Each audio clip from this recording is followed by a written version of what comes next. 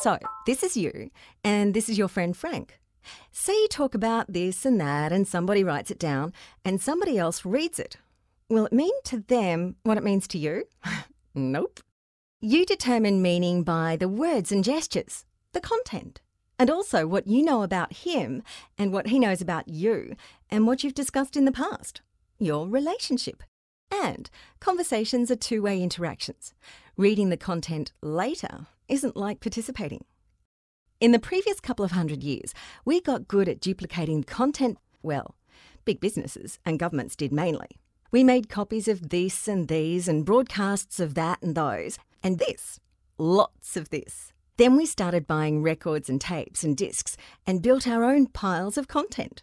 Meanwhile, conversations stayed one-to-one, even with telephones.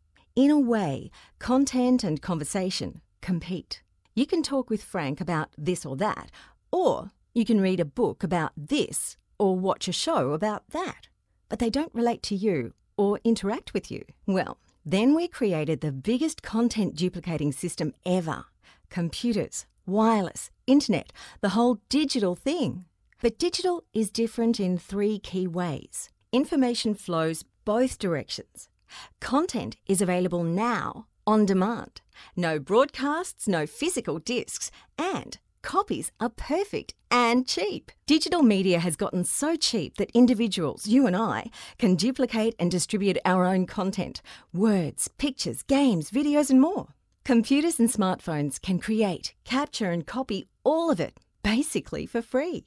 So, back to you and Frank talking about this.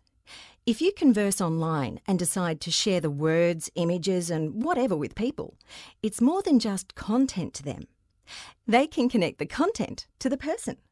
They can communicate back to you and participate in the conversation. Your content could lead to other content or to a new relationship, and the whole back and forth is becoming its own form of information and entertainment. That's what's happening.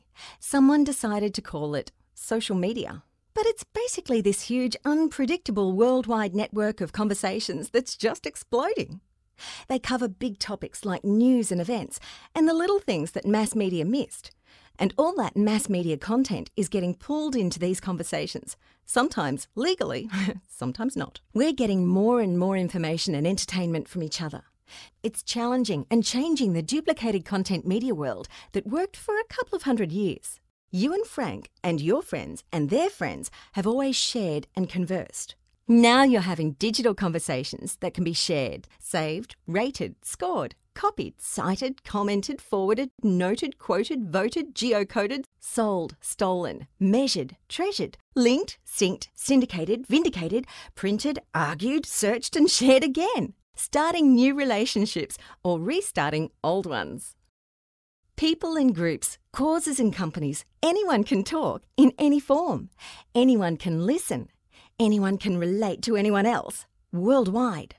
That's social media, explained visually by Say It Visually. Feel free to embed, download and share this video in your digital conversations.